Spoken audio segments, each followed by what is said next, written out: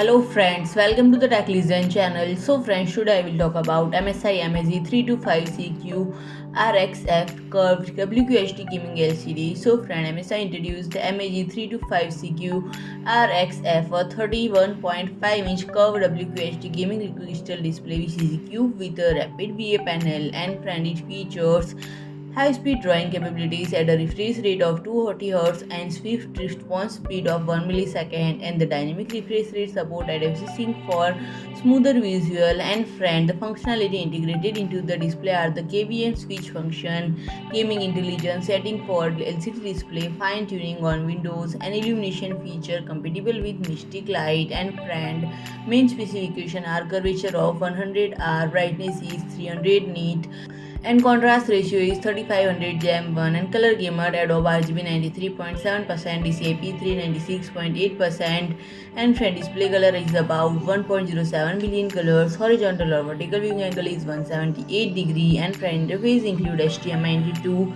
DisplayPort into 1, USB Type C into 1, USB 2.0 Type A into 2, USB 2.0 Type B into 1, and Earphone Output into 1.